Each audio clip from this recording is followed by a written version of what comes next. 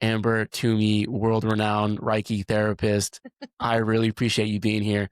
Thank you so much for joining today. Yeah, it's a pleasure. Thanks for having me. Awesome.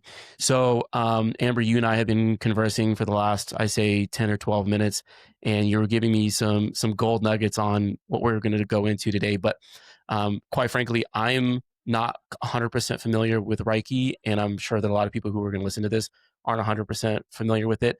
Would you maybe just kind of give us a quick overview of what Reiki therapy is, and then we can get into how you got into it? Yeah. So in the basics of it, Reiki is an energy healing technique where we gently place our hands over the body and try to use a sense of universal energy to facilitate healing. Um, Most people are familiar with the idea of different chakras. These are centers within our body that hold energy, and when they don't move the way they're supposed to, it can create dis-ease within the system. And so sometimes just looking at these chakras as though it's a river flowing, we can end up with dams in the river and things back up and things can get stagnant and things can manifest physically. So Yeah. this is just a modality to just assist the body in purging things that doesn't serve it. It's been around for a really long time. There's even people who, throw it out that Jesus did the healing of hands, that he placed his hands and with the belief of a higher energy that you can heal yourself. So it's kind of the Oh, the rough introduction to it. yeah. I think that's beautiful. I never even kind of correlated that back to someone like Jesus. I know I've heard there's a lot of stories that I've read about people who have used their energy to heal people in like Brazil, in South America. Obviously, I believe this came from Japan and the Japanese culture, and so it fits right in line with that. All the research that I've done, for whatever reason, goes back to India. So I know that the Indians are practicing this as well, but I never correlated that back to Jesus and some of the miracles that he performed. So I love that's beautiful. Yeah. Um, how did you get into this? Like, what sparked your fascination with it? I've known you for a while, and this is kind of an interesting topic. So what got you interested into it to begin with? So I became a massage therapist back in 2007. And initially, when I was going through school, um, there was times we touched base on energy work, Chinese medicine, and the whole time I'd be like, "What are these hippies talking about? Get the, get the hell out of here!" And Right. I completely just blew it off. And I pursued my career within medical massage.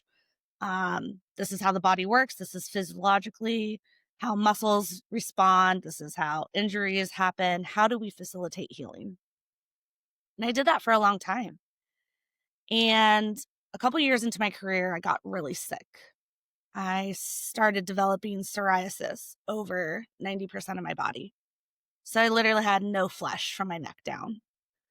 And modern medicine kind of failed me. And that led me down this path.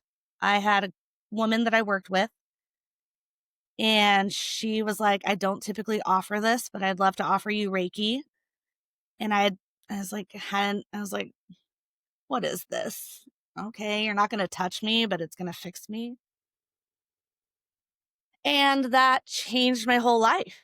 It was such a profound experience that it led me to start getting acupuncture. I started involving myself with Chinese medicine, naturopathic medicine. And through this path, within 30 days, I had completely healed myself. Um, of course, we did find out like I had some vitamin D deficiencies. So I had triggered some Yeah. autoimmune diseases. Um, and instead of just trying to mask the symptoms, which was what I was getting from modern medicine, we were really trying to get to the cause of why my system wasn't working the way it was supposed to. Right. I always use the analogy of, our check engine light comes on and most Americans were like, we're just going to get a louder stereo. And instead, it's like, "Hey, do we check the Yeah. oil? Are the tires good?" And so after that, and just having this profound shift in my body, I was like, "I gotta learn everything I can about this." Like, and when I first started my Reiki training, the first thing the teacher said was, "I want you to picture being in your house, and you go up and there's this light switch and you shut it off." And we don't freak out. We're not like, "Oh my god, the energy is gone. What am I gonna do?" It's just changes form. And so Right. energy never dies. It only changes form. And that gave this switch in my mind of if I could comprehend electricity moving through currents in our home to power electricity, to give us light, it was that beginning switch that I needed to quantify it in a physical realm and not give it this hippie voodoo Mhm. inclination that I had had for so long about it. And so it led me on this path. Um, while we were living in Denver, we had found this hippie church, is what we called it. First Church of Spiritual Science. Okay. And there were people there who facilitated different classes. And that's where I completed my Reiki 1, 2, and my master's class. Um, and so being a massage therapist, I don't typically just do Reiki. It's kind of like an extra tool in my tool belt. If I can help facilitate any sort of healing physically, spiritually, um, I'm just holding space. Right. And so, but that's kind of what led me to where I was. And people are like, "I thought you were always a hippie." And I was like, "Oh no, no." um, but when I saw the change it made in my own physical body and to resonate with how much I was truly holding in, not processing, not dealing with, I could definitely recognize how, to a point, my body began to physically manifest Yeah. dis-ease in my body. Yeah. Um, beautiful story. Super. And quite profound. I think you touched on a few things there that I really want to dive into. I want to kind of talk about the medical side of things really quick because you bring up a good point in terms of Americans.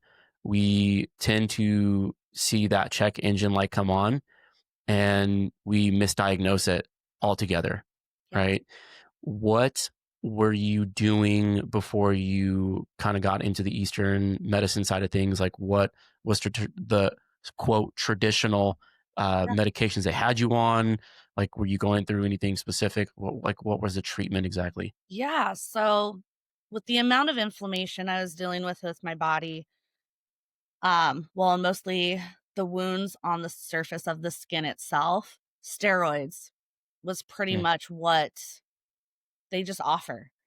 sure. Um, it got so bad to the point where I would go in once a week, and I always called it steroidal dialysis, but they would just pump steroids through my veins for 45 minutes. And my skin cleared up, Yeah, but the side effects was my right arm would swell to the size of my thigh, and the skin would just steep and ooze and split.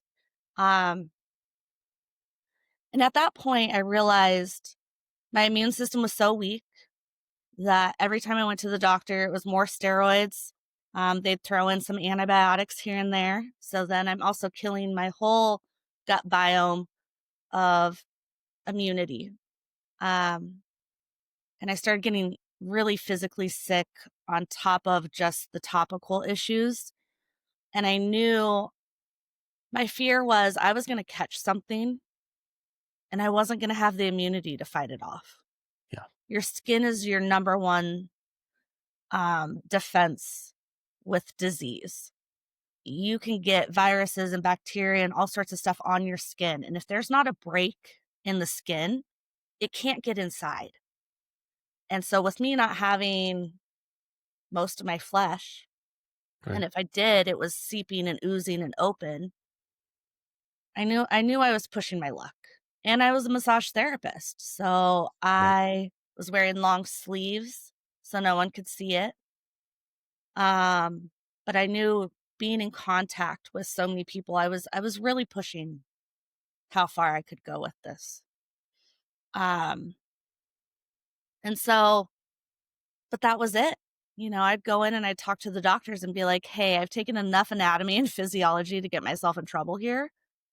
The body just doesn't break down. We are a well-geared machine that is designed to be durable." And to just tell me, "I'm sorry, you got sick and now you're just going to be like this for the rest of your life." I just realized I wasn't going to take that Yeah. as a permanent answer. Yeah. Um, so yeah, it kind of forced my hand to see, okay, well, I've got to take my healing into my own hands and see what else is out there. Yeah. That reminds me of every pharmaceutical commercial you see, right? We'll heal you here, but you might experience all these other just devastating, consequential ramifications of taking the medication. It's like, it's not good for the body. It's just kind of putting a band-aid over a gaping wound that needs severe treatment. So that's And that's crazy. exactly it. Right. Yeah. Right. When you made the transition over to this alternative medicine, did you change anything else? I know you mentioned that you were a little bit deficient in vitamin D. Did you change your diet? Did you get more exercise? Did you go out in the I sun? Like, changed kind of what was? everything. Yeah. Okay. Let's get into Whole that. I want to hear it. flip upside down. Yeah. So a massage therapist I worked with offered to give me Reiki. Um, it Without her touching me and still feeling the energy, I had never experienced that before. And so it led me to start asking more questions. And when I was in massage school, I had an instructor who is an acupuncturist. And so I decided to reach out to her. Kind of gave her my sob story. I'm just sick. I don't know what to do. Nobody can help me. And we just can't figure out what's wrong. And so she's like, "Come in, see me and the naturopath I work with, and see what we can do for you." And so my first meeting with the naturopath was, okay, we're going to do blood tests. The body doesn't break down unless there's deficiency and toxicity. And between deficiency and toxicity, that is where illness can thrive, especially as we see through America. We don't talk about vitamins and minerals and making sure that we have what we need to function. Um, and if we get sick, we mask symptoms. And so, first thing I did was these blood tests, and my vitamin D levels were so low, they couldn't find any traces of it. And so now we're finding that a lot of vitamin D deficiencies trigger autoimmune diseases. And so that even got my mind spinning of like, is that why the Pacific Northwest is the MS capital in the world? And I think what really upset me was my doctors had prescribed me vitamin D, and I was taking this vitamin D calcium combo, a little tablet. And what my naturopath informed me was if you don't have enough vitamin D, your body can't metabolize calcium to absorb the vitamin D. So it was this conundrum. Right. And they told me I was actually really lucky that I didn't end up with any sort of kidney or bladder stones because my body was processing so much of this calcium and couldn't absorb it that I could have ended up with a lot of other health issues involved with it. And so instantly I got put on liquid vitamin D with K2, and almost instantly my body started responding. Wow. Um, I did some Chinese medicine herbs. I think they called it the Great Wind Whisper. I had too much dampness in my body, and so it pulled this dampness out. Um, I no longer use any harsh soaps, shampoos, laundry detergents. Um, I really started being mindful of what I put into my body. One of the biggest things that I did was aloe. Super random, but we know what aloe does to our skin. And my naturopath talked about internally needs to be is healed also. So I would consume aloe. Um, and she really believed that it would help facilitate healing from the inside out. Wow. Um, I think some of the hard things, especially when I started acupuncture, was just wrapping my mind Yeah. around like, where did this come from? And what do you mean if you hit this point, it's going to change everything? And the first image I sent you was a poster that my acupuncturist had on her wall. And as I was getting acupuncture, I would just stare at this wall. And there was these moments where all of a sudden it clicked. And but there was a lot of shift. There was a lot of evaluating what I was doing, what I was putting in my body. And then again, an energetic aspect. My brother had passed away in 2005. And I realized also through this process that there was a lot I had just shoved inside and I didn't want to process. I recognized how grief makes other people uncomfortable.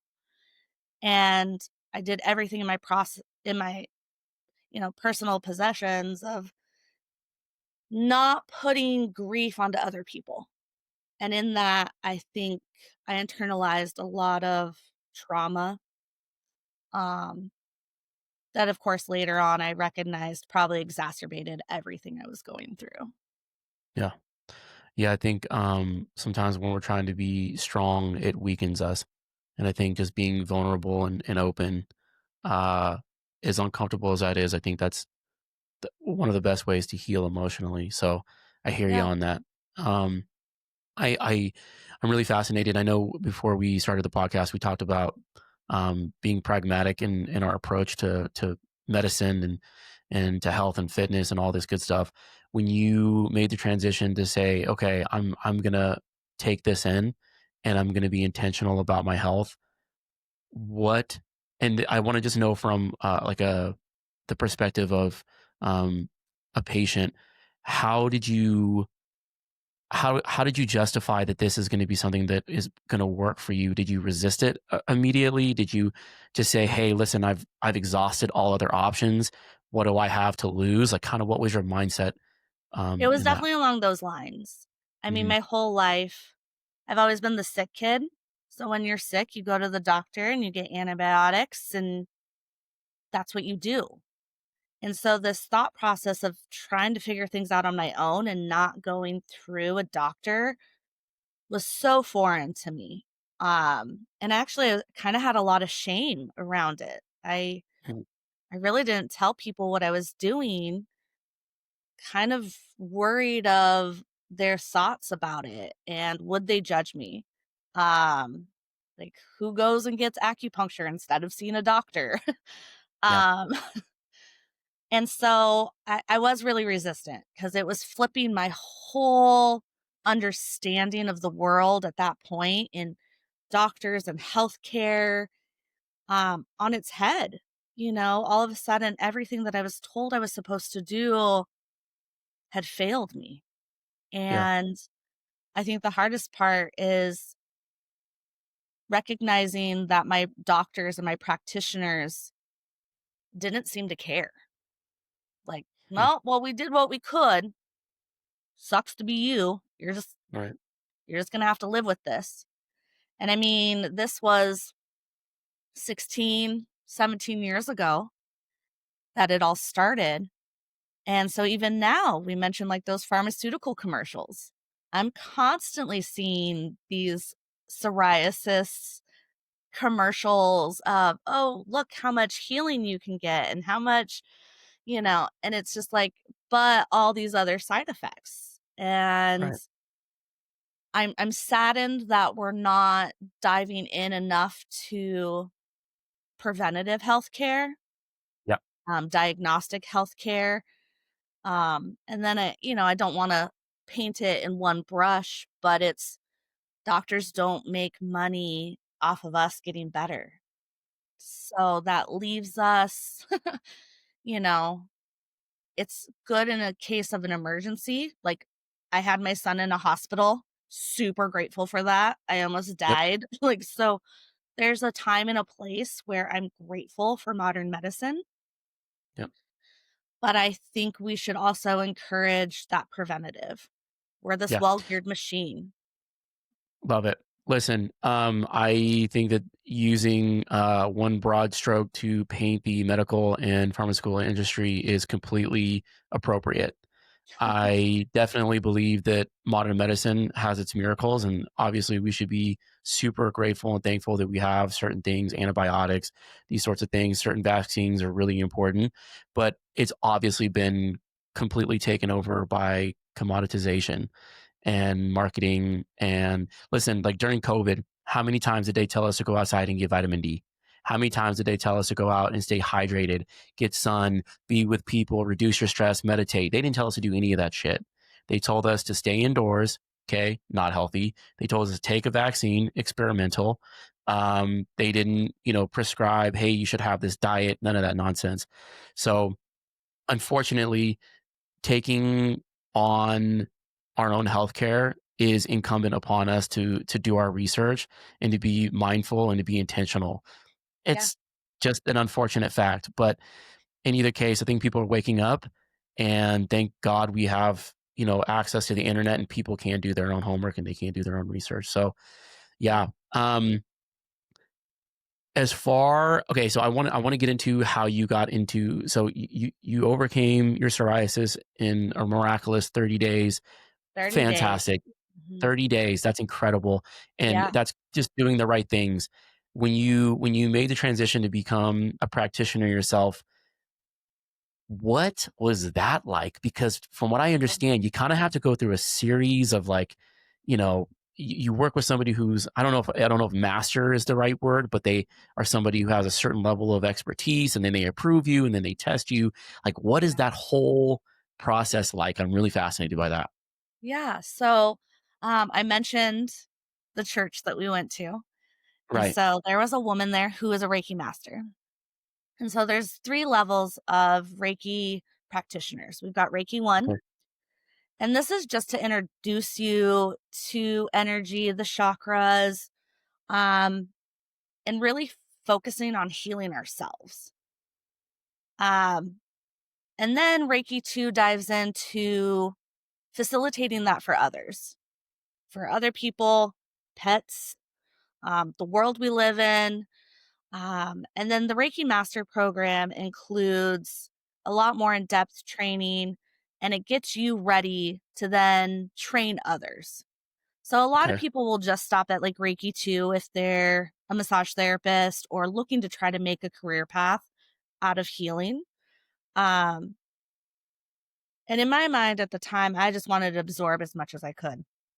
So being a massage therapist, I have to complete so many hours of continuing education to keep my license in Okay. intact. So this was a course that I could do that would then also go towards continuing education. Gotcha. Can And I so can I my ask you a quick program. question? Yeah, yeah. Can I ask you a quick question? As far as the certification goes, this is really, I kinda read up on this as well. This is kind of interesting.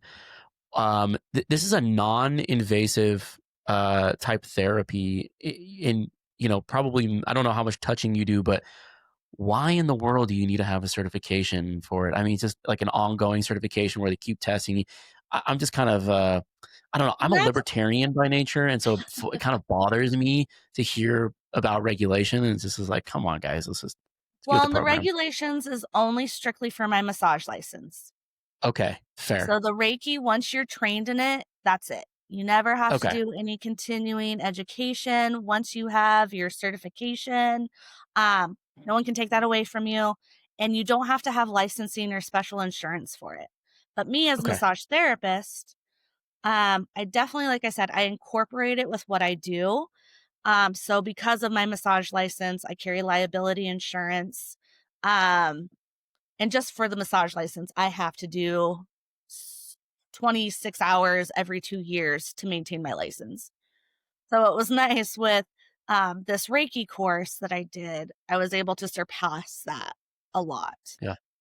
Okay. Reiki 1, I did, I think it was 16 hours. It was a 2 8-hour day.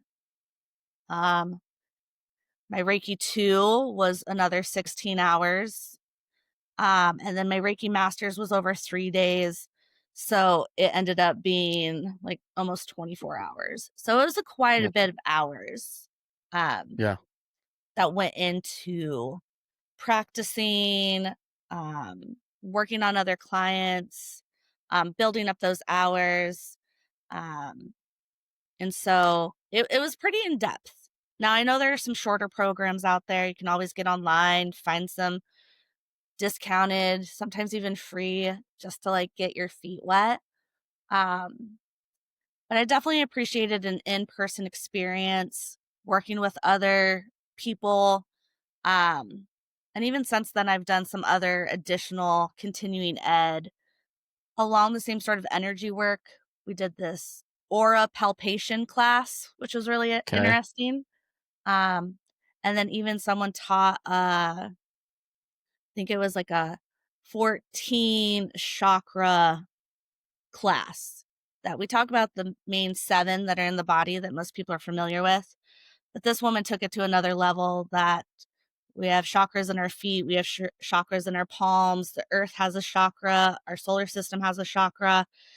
And how do we align not just physically, but universally? And so there's a lot within this realm.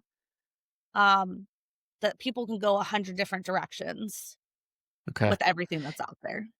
Yeah. No, it's really complex. I feel like we could talk about this all day long. Um, the energy thing is really interesting to me. Like you said that I think it was your first session, like it was pretty profound. You felt it. It was something that kind of moved you spiritually and just emotionally in general. What do you think that energy is?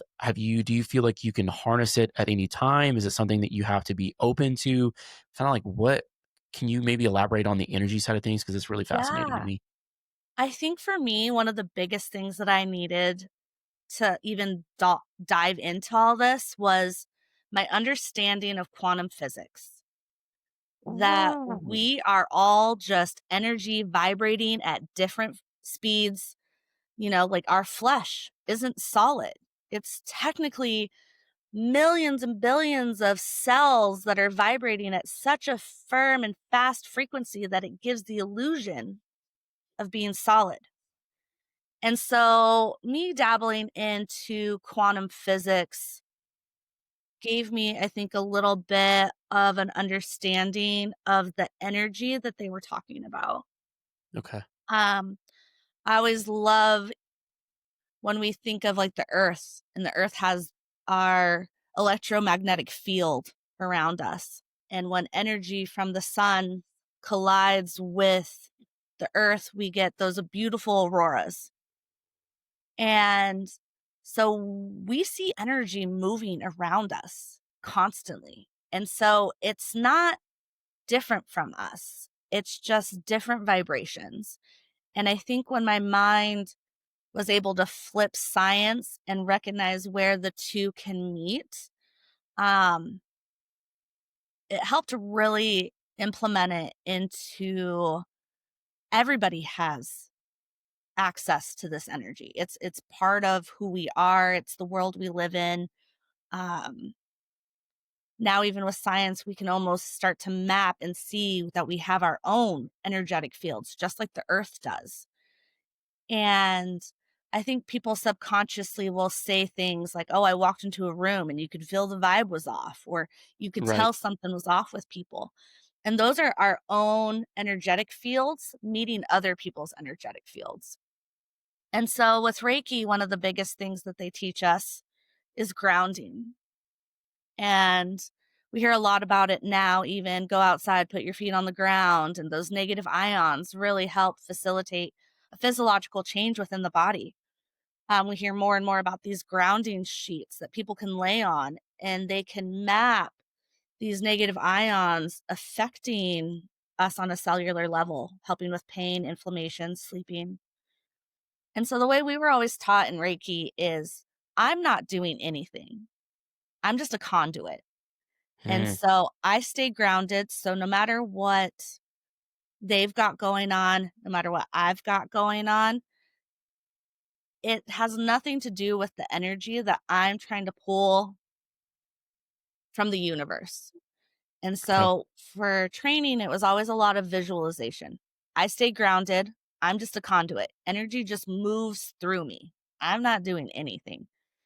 But there's this visual that they always tell you of picture the center of the universe. Or even if it's has to be small for our minds to like wrap our head around is picture the sun. Everything within this planet requires the sun for survival. And use that energy, pull that energy, and let that energy move through us and into somebody else. Okay. And so for me, having those visuals of knowing how much energy our sun puts off.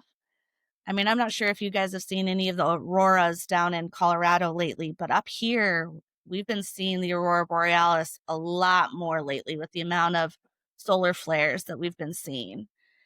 And I think when I see that, it gives me that confirmation of everything's energy. Everything's moving and vibrating and shifting and evolving.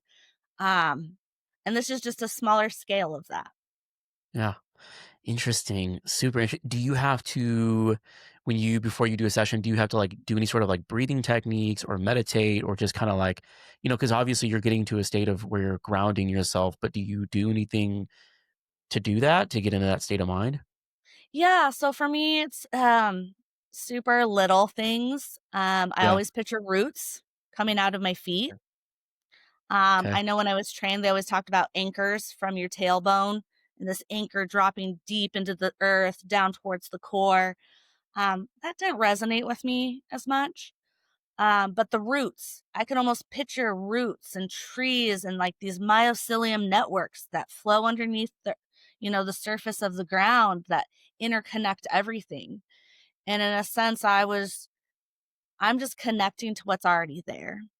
And Okay. again, being a massage therapist and before I got sick, I would take things from clients. They'd come in with a migraine, they'd come up with hip pain, sciatica, and I'd work on them and then they'd leave and be like, I'm a brand new person.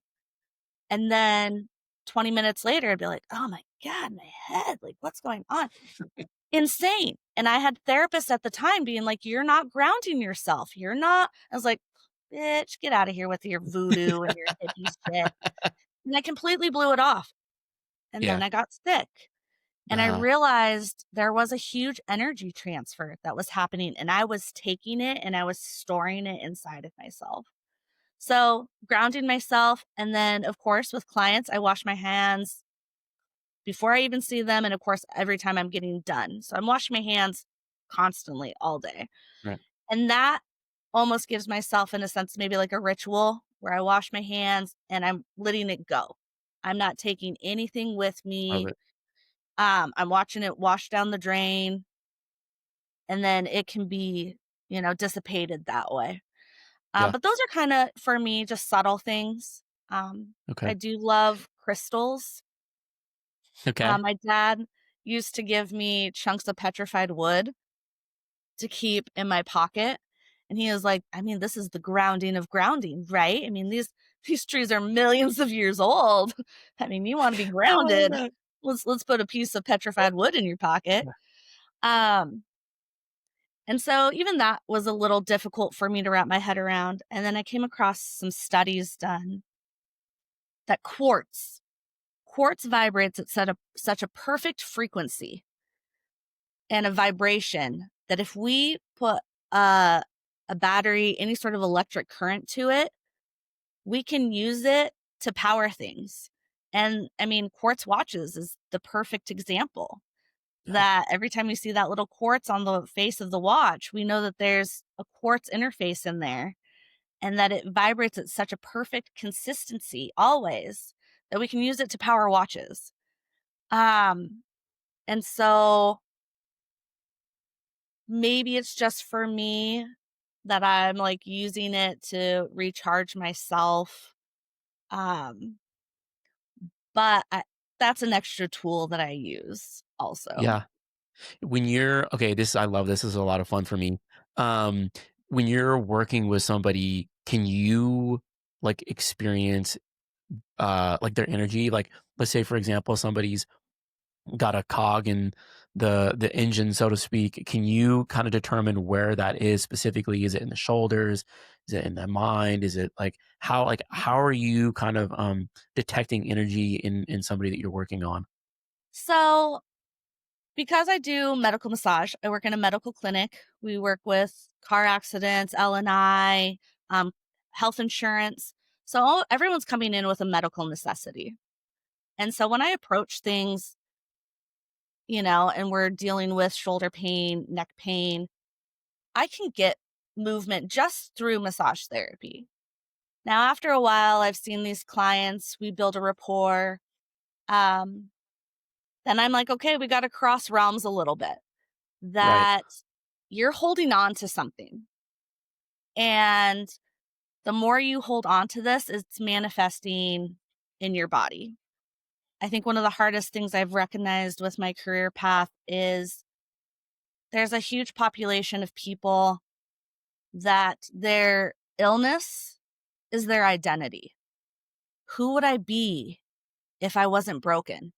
Who would I be if I wasn't dealing with this back pain all the time? And I didn't like it becomes their identity. And so when you start asking those heavy questions of like, well, what are you holding on to? What, right, what things in life are you dealing with that could potentially be causing this pain in your ass? right. Um, there's this author out there. Her name is Louise Hay, and she wrote a book called You Can Heal Your Life. And it got really popular in the 80s.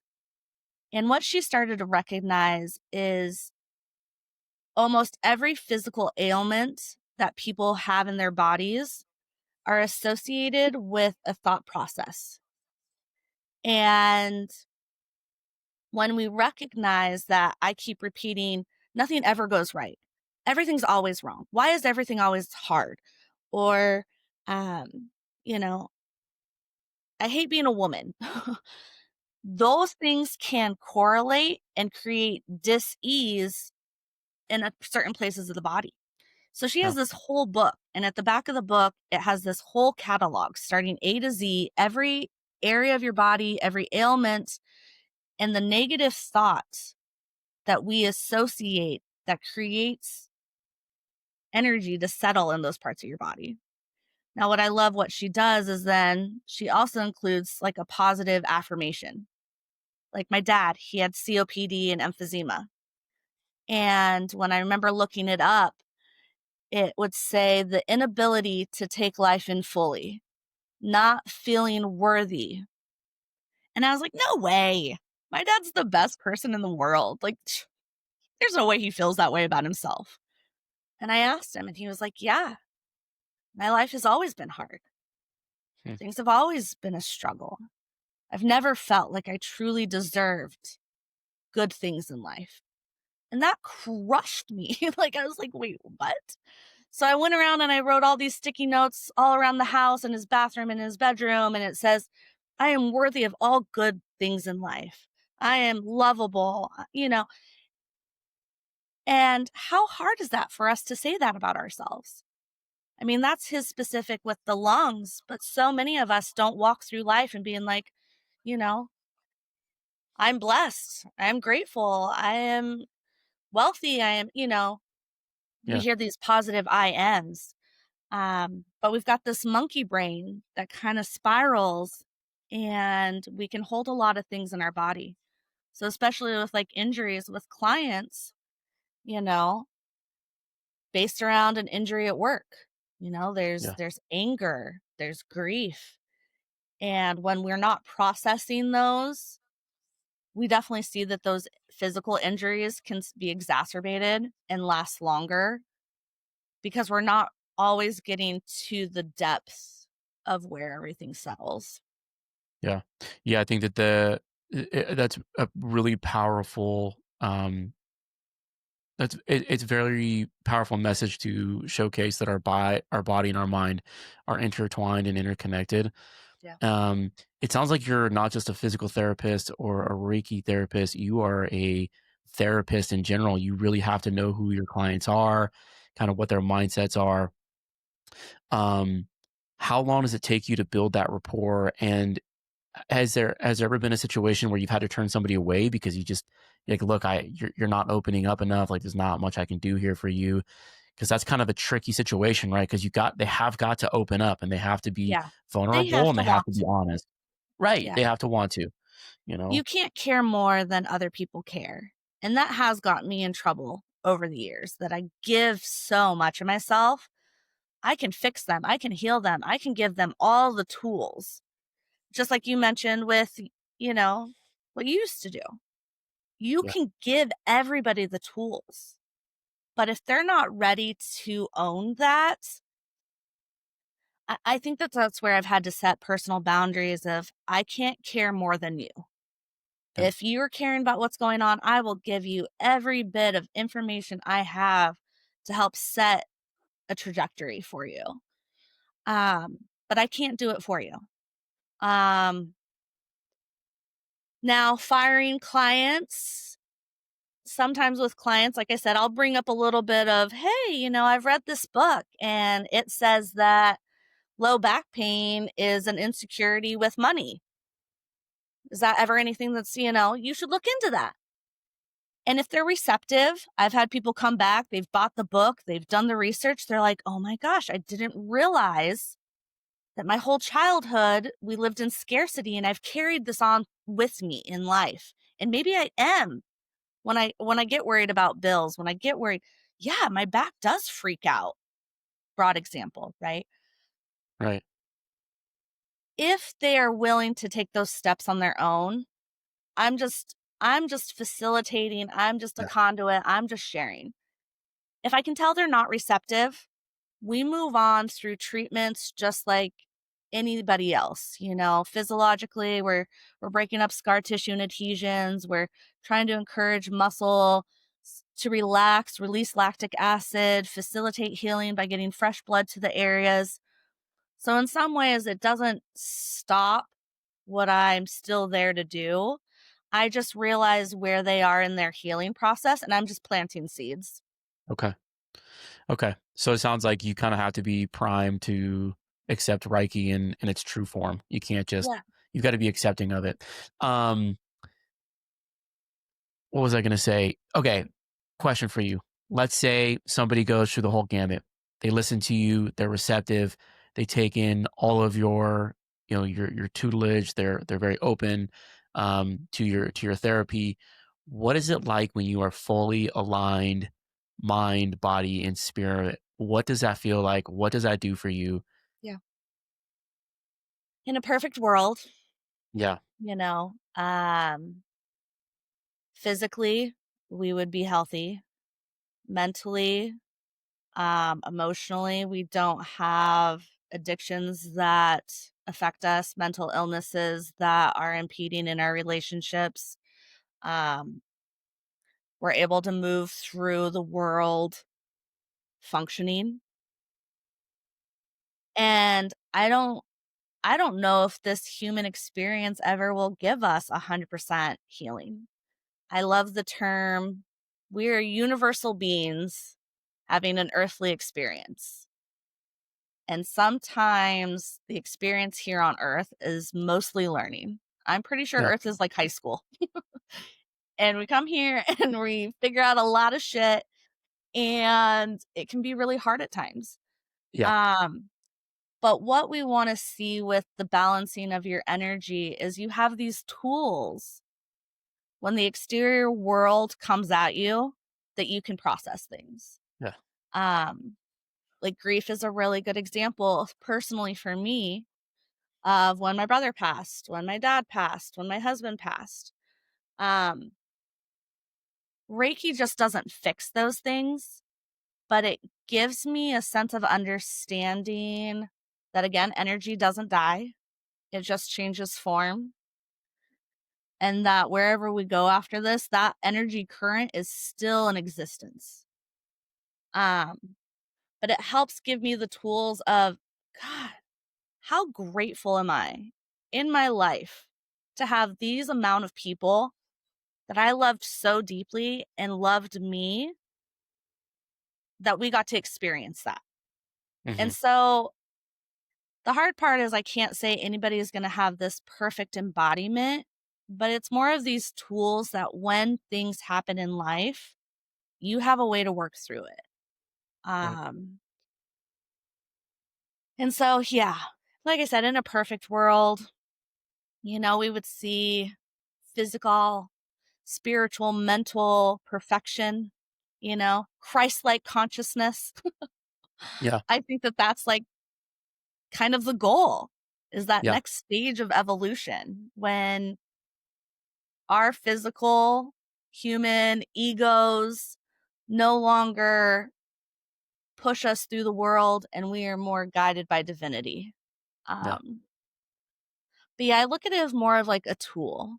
When we Okay. recognize something's out of place and we see something come to the surface, can we use Reiki as something to be like, hey, I've got some energy that's stagnant here. Can I get this moving?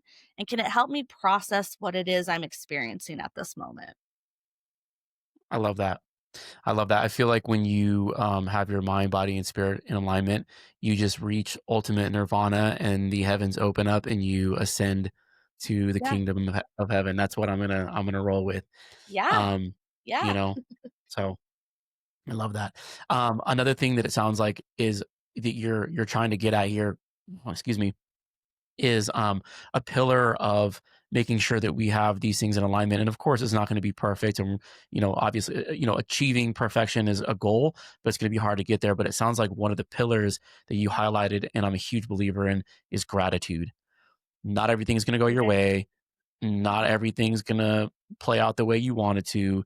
But Mhm. if you can just be grounded in gratitude, that's going to go so far in making sure that, you're happy and you're healthy mentally and physically for that matter. Yeah.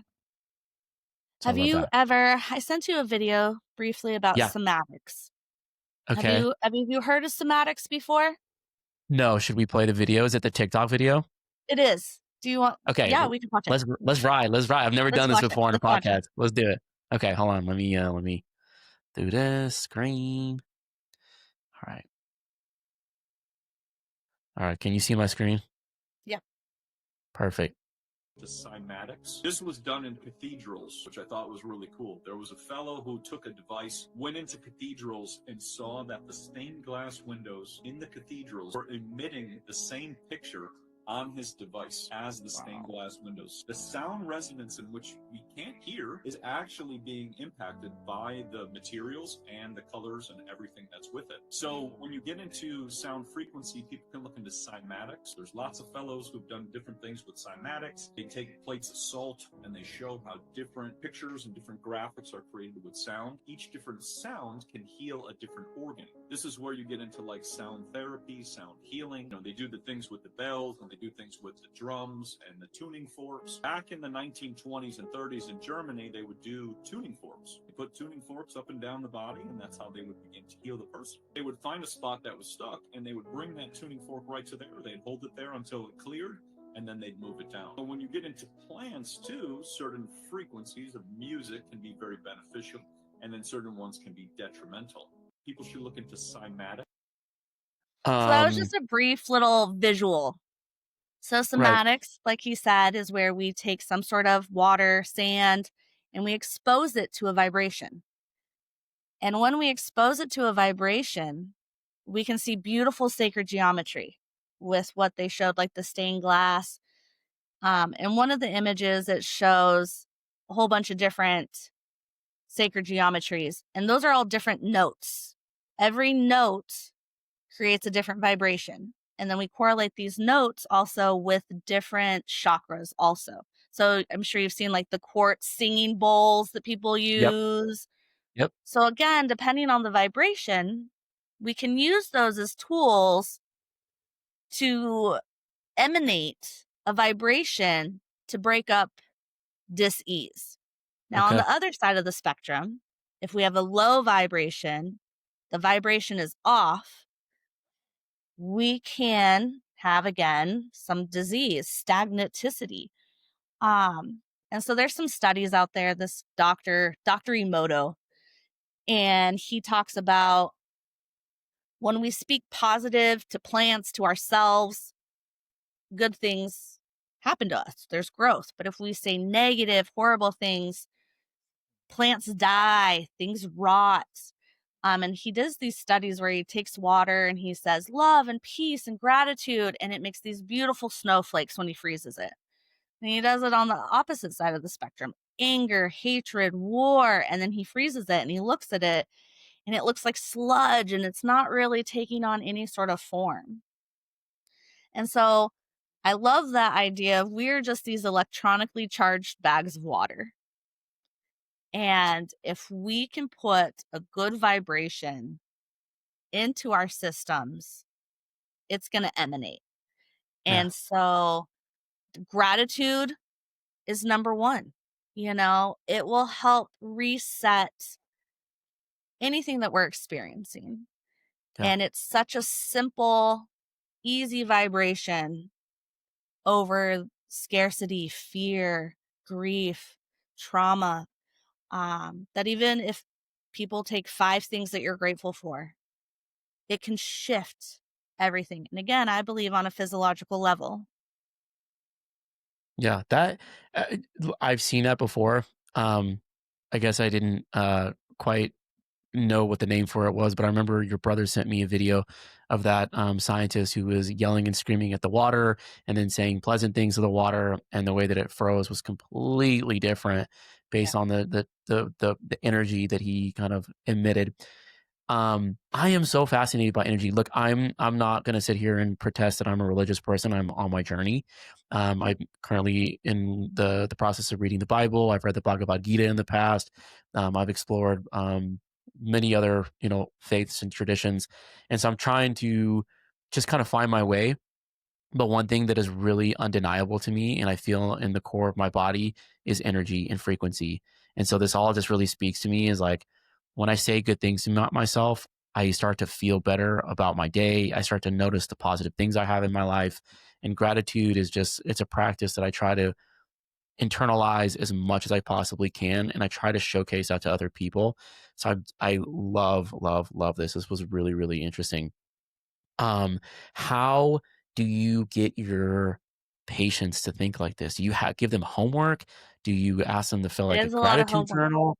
Yeah, Yeah. it has to be, No, right? it's Because a sticky note. I've got yeah, stacks of sticky notes and, I will, because I'm not a doctor and I can't diagnose and I can't prescribe. And sure. so it's a lot of, hey, I'm going to write down this book. I want you to just Google it. Look this up for me. Come back and tell me what you find. And like I said, my goal is just to plant seeds because everybody Okay. here is on their own journey. And what I might find guide me towards divinity and my soul purpose and what am I doing here when everything around me feels like it's falling apart. Like I keep coming back to, as much as I try to walk away from massage or healing or any of those things, something always throws me back in. And I'm like, okay, when my soul chose to incarnate here on earth, this was my purpose. Um, but you have to find a way to have people want change. Yeah. And sometimes by just even feeling better after a massage is enough for them to recognize I can change things, I can shift things. And, I always tell people, I can't tell you to quit your job or quit this or quit that, but I can help give you tools to live a little bit more harmonious life. And so, um, and I think when you give people the option to kind of do their own research and their own education, when they find things that resonates with them, it's going to hit so much deeper than me just telling them what to think. Totally. Yeah, no, you have to find it for yourself. You know what I Yeah. mean? It's like Mhm. and I'll take this back to like my religious journey. It's hard for me to adhere to a specific religion because I have to believe in it fully.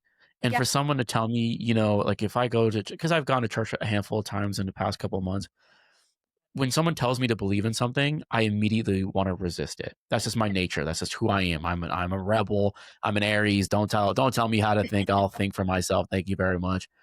But if you show me the benefits of what you're trying to profess, that is much more likely for me to catch Mhm. on to and for me to absorb and appreciate and then want to practice in my own life. So I Yeah. think that you're hitting on something really important is like just showcase people the benefits of these practices and these tools and allow them to embrace it holistically as opposed to forcing it on them, right? That's really Yeah. important. Yeah. Okay, so I have a few more questions for you, Amber, because I could talk I've about this all got day. all the time for you in the world. I appreciate that. I appreciate that. So, I wanted to stay on theme here in terms of tools that people can use in their everyday life. So we've already talked about gratitude. That's an important one. What about meditation and, in incorporating, I know we just talked about somatics, like frequency, listening to certain frequencies and hertz and that sort of thing. What practical tools can people use today to try and elevate their vibration and be Yeah. healthy? So even easy ones that I do, I Pandora. I have it's called a 528 hertz healing Okay. radio. And so all the music that plays on this Pandora station is along those healing vibrations. It's bells donging, it's waterfalls, it's, all the things that encourage healing within the body. And so that's an easy one for people, even if it's just falling to sleep. YouTube has amazing videos. Go on. Yeah. I have a question for you. So Yeah, on this note, I know that there are different types of hertz, right? There's like 520, 840, 7 whatever. They're different though, right? There's different they're vibrate different. different hertz. Okay, can you I think explain the I difference sent or you let's a do it. kind of a rough list that people kind of base um Let me the let me open different that up real healings quick. off of. Okay. Um and so when we see here we go.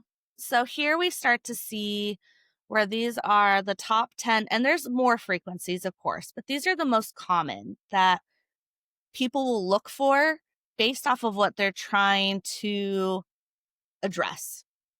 And so, like I said, the 432 and the 528 hertz is the most common that I hear and see. Especially like I said, YouTube videos, Pandora radio stations, but all of these have their own benefit. And so, say people are trying to connect with light and spirit, they're going to want to look up that 963 hertz and see if that vibration increases enough within you to have you feel as though you and source are connected, that there's nothing separating you from the divine, that we are all just space dust anyway. Um, we are the universe incarnate. Um, and so there's these great ways to incorporate that. And there's so many resources now, especially with the internet. I know, gosh, like Timu started selling these vibrational plates that you could pick the frequency you want and it would create that frequency for you.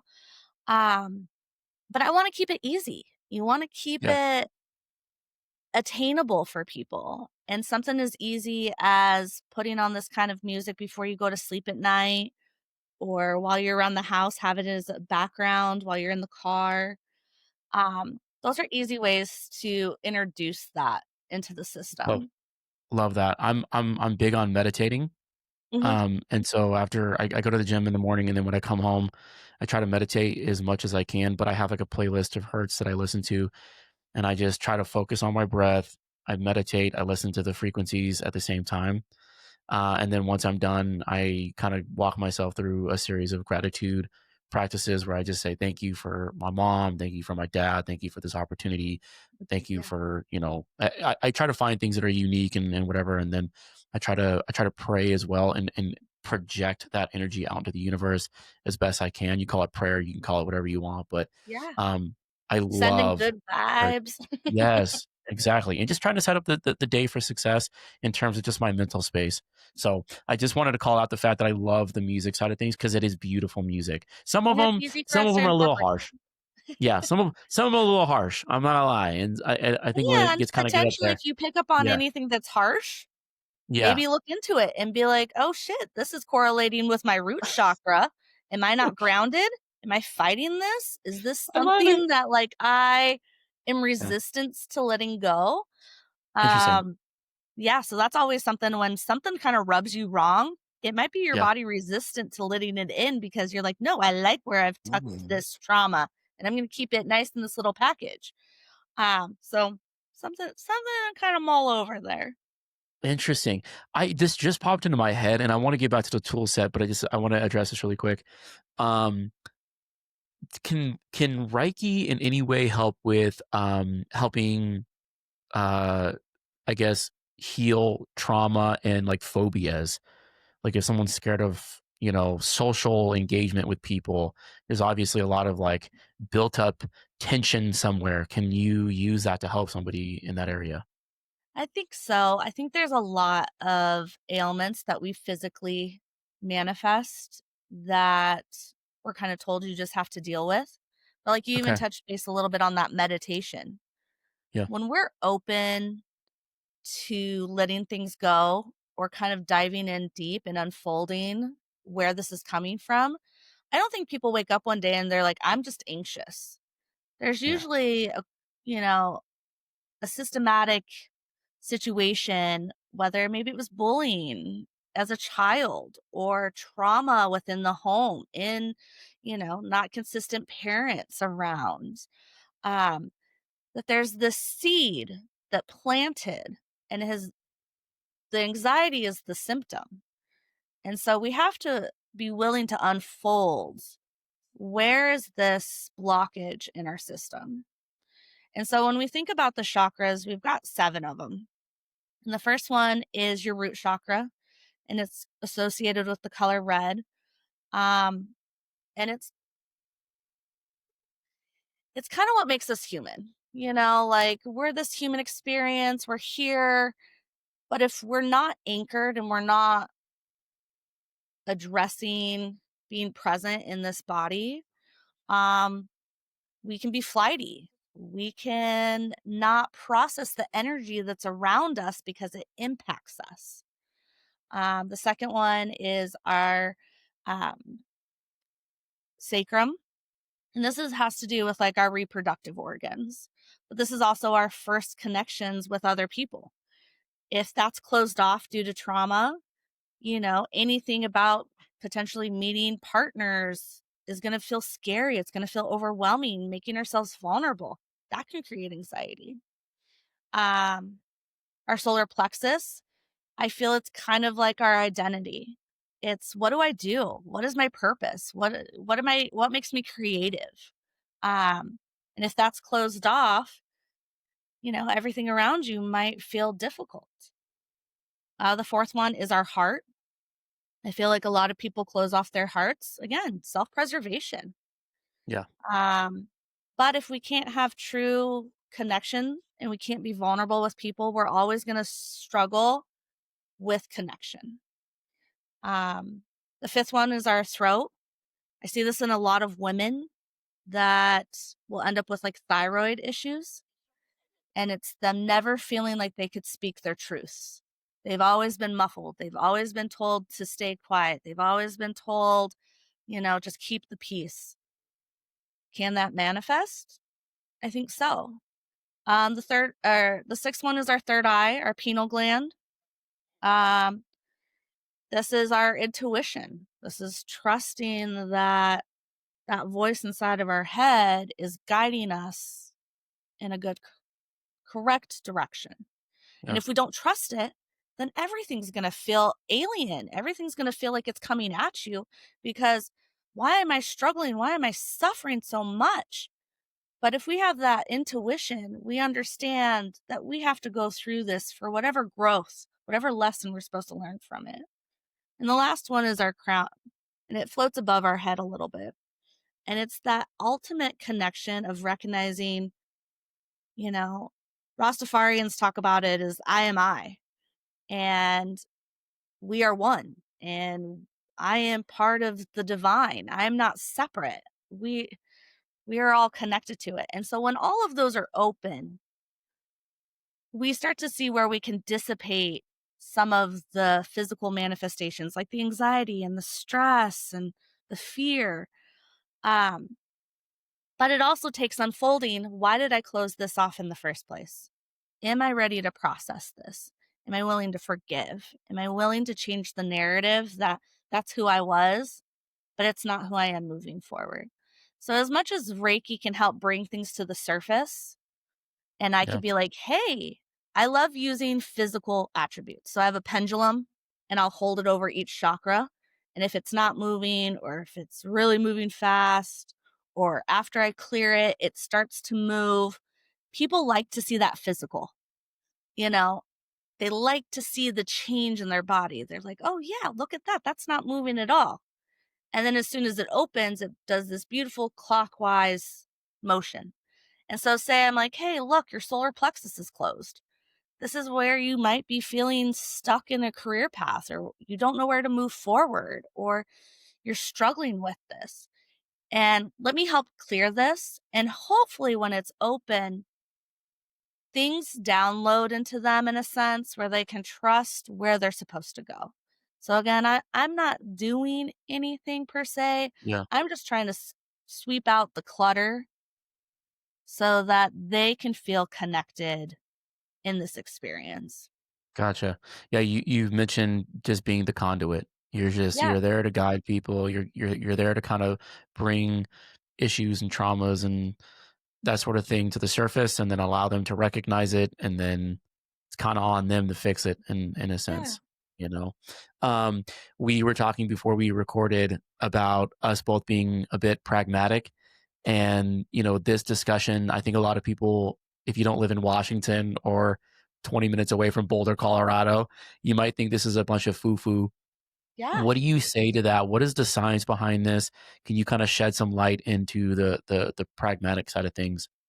I think again, it comes down to most people who have that sort of um, mentality. Let's Yeah. go at it with science. And I love falling back on quantum physics. Yeah. When we get into cells and the way everything collides and moves, it's such a beautiful way to give people that opportunity to understand everything is energy.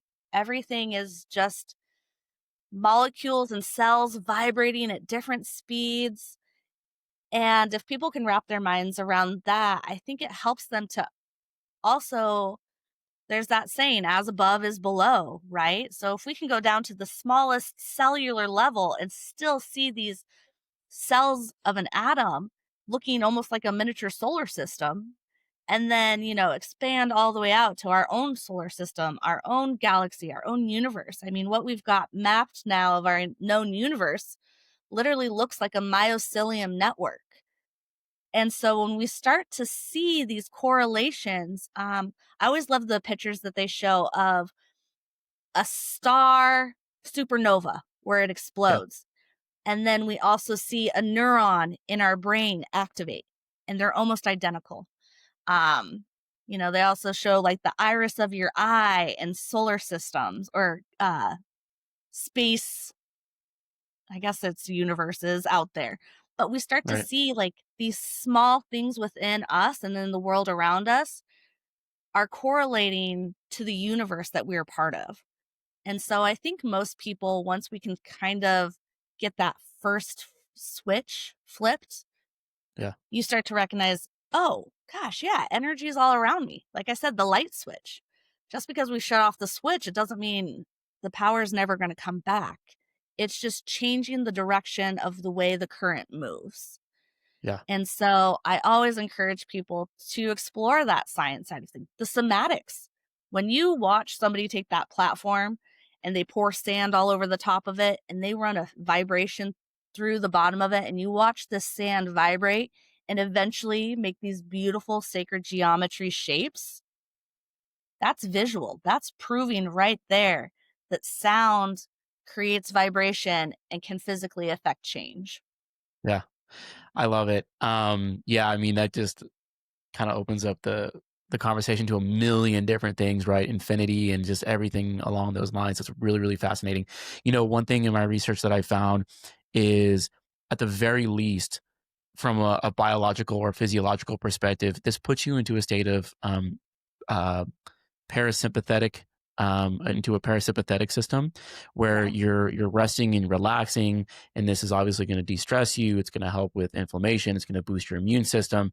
So Yeah. just even, obviously, you're not going to get all those benefits from one session, but it teaches you to be able to control your mind and be able to, be intentional with your thoughts and put yourself in that rest and relaxed state. So Yeah. even from just a biological perspective, there are just tremendous benefits associated with it. That's literally one thing I talk to every single client about. We've got two sides of the nervous system. We got our sympathetic and we got our parasympathetic. And I deeply believe that most humans live in sympathetic, and that's fight or flight. Um, when my dad was dealing with his emphysema, we were trying to learn breathing meditations and exercises, how to get him out of fight or flight and into rest and digest. And this woman that we were working with talked about that she believes it almost starts when we give birth, that Hmm. we've changed the way we give birth. We used to have babies, and eventually the placenta would come out with the baby. So the baby was breathing on its own way before ever being disconnected from the mother. And now what we do, as soon as the baby's born, we cut the umbilical cord. So that first breath is life or death. And that is where we start to recognize people hold their breath, they shallow breathe. So when I'm in a massage session, especially, the goal is diaphragmatic breathing. I Hmm. need to reset your nervous system. You're not being chased by a saber-toothed tiger. There's not this internal fear of Yeah. what that was created for, right? Self-preservation. We're not meant to live in that. And it burns out our endocrine systems. I mean, a huge physiological effect by living in that sympathetic nervous system. So if we can teach people that just that breath, deep in, what do they use? It's the term is box breathing. Right. And they teach like Navy SEALs to do it, right? That even in the most intense situations, with that diaphragmatic breathing, all the oxygen going to their brain, they can stop their system from responding to the stress.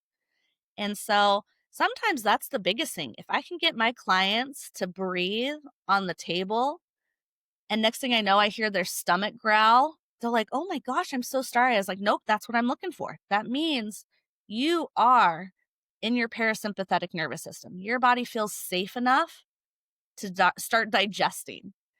Right. And so that's a huge one. I mean, I would almost say that's at the top of the list. I'm an instructor at a massage school right now, and those are day one things that we're talking about. Is I Yeah. need you to recognize that if we can't get them out of that sympathetic nervous system,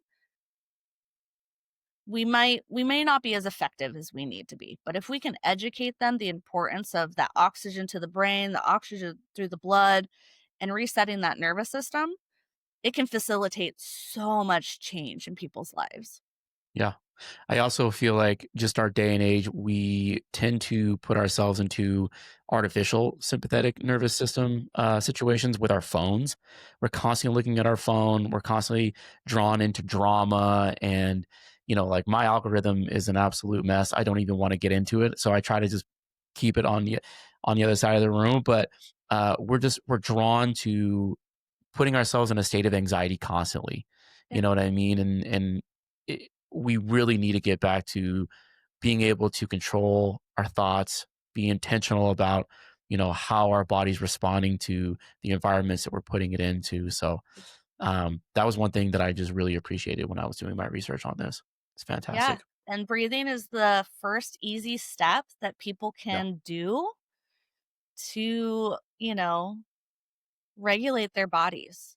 I mean, and we Right. learned that in counseling too, that, count to 10, do your deep breathing.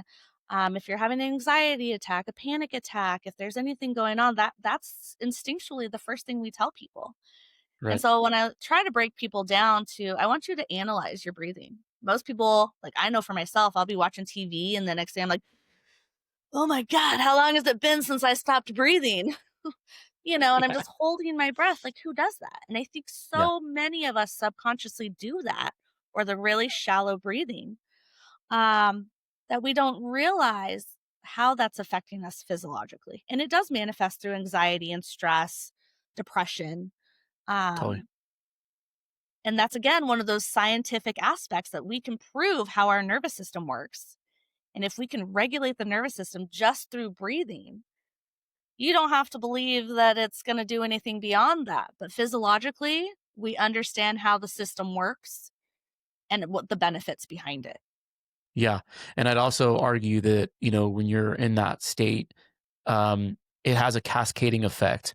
So if you're constantly anxious, you're not going to be as pleasant or patient with people. You're not going to be as empathetic with people. Mm. If you are at in a more of a parasympathetic state, you are going to be more kind. You are going to be more empathetic, and people are going to be kinder to you. You're going to see opportunity. You're going to see gratitude in things that you might not have otherwise seen in the past. So I think, just putting yourself in a what was it, rest and digest state really has a tremendous amount of positive outcomes, not just in that moment, but throughout the entire day. And then hopefully, weeks, months, years after the fact. Yeah, what's sad is when I was going through school, and again, it's been like almost 20 years ago, so things are shifting a little bit. But Yeah. when I was first in school, we had two sides of the nervous system: parasympathetic and sympathetic, fight or flight, and rest and digest. But what's crazy is over the last couple decades, we start to hear a lot more of this fawn response. And I think for humans in general, we're really not supposed to do that. But I feel like it's deeply due to us living in fight or flight for so long that it's completely burned out our whole endocrine system. So when we do deal with trauma, we just shut down. I mean, Yeah. and now so we've got this whole thing in society where people are dealing with these fawn responses. And I'm like, gosh, as a society, we've ran so hard that now like the whole system's just shutting down. Yeah. What is And fawn? What is that fawn response? What is that exactly? so how they kind of explain it is where we see it in like other uh parts of nature, like possums. Possums are a great, example Yeah. of when they're exposed to trauma, instead of running or fighting, they're done. They just shut Yeah. down. And so I think that's where we hear, people use the term a lot, rotting. Oh yeah, I rotted in bed all day. And that could be a nervous system response that they are so burned out that they can't even be anxious anymore. They can't even be scared or angry anymore. Their just system has shut down, factory reset. Maybe it'll come back online.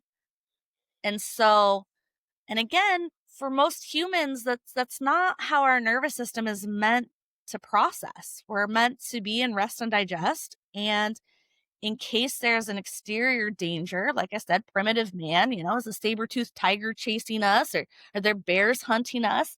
It's meant to protect us, to escape danger, self-preservation. But now we've seen this huge shift where we're so overloaded that now we're seeing a fawn response starting to show up within the nervous system. And I think it's almost a collapse Mm. of our sympathetic nervous system. Yeah. Super interesting. Yeah, I cannot tell you how many people, including myself, have had to go to the hospital for anxiety attacks and not knowing what that was exactly. Um, I had an anxiety attack a couple years ago, and I thought everything was great, but I woke up in the middle of the night and my left arm was numb. I thought I was having a heart attack, and I Yeah. ended up um, going back to bed. And then the next morning, it happened again, and I went to the hospital, and they couldn't figure out what it was. and then they kind of just, alluded to the idea that it might have been an anxiety attack. And so, that sounds like almost like the fawn state, you're just like, what else do I do? I don't know. There's nowhere to You're just go. gonna I'm not lay being down and chased. die. Right, exactly, and so that's really interesting, but, all right, let's bring this home. Okay. So Reiki therapy, absolutely beautiful. I'm so glad that we got into this. I could go forever and ever and ever, just There's a on lot all of the fun avenues stuff we to could go. dabble into. I know, it's hard to stay because I'm trying to, like, keep it on track, and I just wanna go down this avenue and that avenue, and you've done such a brilliant job of articulating these things. If I if I wanted to start, incorporating some of these tools on my own to practice Reiki in my own life, or at least embrace it and open my mind, open my heart to it, what are some tools I can do? I know we talked about, just being grateful. Box breathing is a big one. Yeah. What else? We talked about music, Okay. colors, as random as it sounds. I think I'd send you a chart and it shows like all the different colors of the chakras. If you recognize that you are having an issue with your throat, they deeply encourage that color vibration of blue helps so much, which is hard for me because I live in gray and black. And I was like, hey, something so simple as I'm going to wear a yellow tank top today. Might be under Right. my shirt, but there's the energy in that color, in that vibration. I think even down to like the foods we eat. I love the idea of conscious consumption, to the water we drink, to the food we eat. In a lot of religious, beliefs, we pray and we bless our food. Now, whether we want to take it that way or not, but even in Reiki, everything we consume, we bless and we thank, and thank you, universe or God, however you associate, bless this water to my system and bless my body to your service. Um, and so being intense, having that intentional um correlation with the things we're putting in our system. Um, so food, the clothes we wear, the music we listen to, even connecting with nature. I think that's a really easy one that we kind of overlook. How easy to go outside and put our feet in the ground and allow those negative ions that the earth naturally produces to help regulate our system. Um, and then, of course, there's so much education out there. I mean, you can go to the library and pick up books. With YouTube and the internet now, so many people could technically probably do basic Reiki training, to at least, because like I said, Reiki 1 is just so we can start to heal ourselves, where we can start to unfold the things that we're not processing. And how can I heal myself? Because how dare I start to try to heal other people if I can't process my own shit, you know? Right. So there's so many great things out there of finding a way to be connected. Um, I think I had given you a chart and it talks about the dysfunctions and what happens when certain things are out of alignment. So if that ever resonates with people, how easy to be like, okay, I know that this is my third eye. What can I do to help open this up specifically? And we have just so much information out there Yeah. that educating yourself is number one. Yeah, Yeah.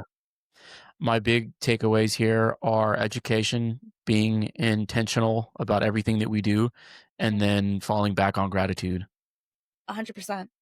Yeah. 100%. Well, Amber Toomey, I am so grateful that you spared some time with us today. I really, really appreciate it. All the resources that you mentioned, I will put in the notes caption, regardless if it's YouTube, Yes. Spotify, whatever it is, so that if people want to check that out, they can.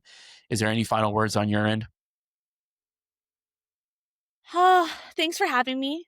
Yeah. I'm so passionate about this. And again, the change and influence it's had on my life and then the way I've been able to, facilitate that for others. Um, but yeah, I believe we're in a state of humanity where we need to figure out where our direction is for the future. And whether it's, I think sometimes religion can be really limited, but a sense of spirituality and spiritual connection, of feeling connected to everyone and everything is really where I kind of hope humanity's moving. With enough empathy, grace, and compassion, I really believe we can shift things. So Love that. Awesome. Amber Toomey, we're going to find another subject to go down in the future. But until then, thank you so much. I appreciate your time. take care, Quinn. It was good seeing Yep. you. You as Bye. well.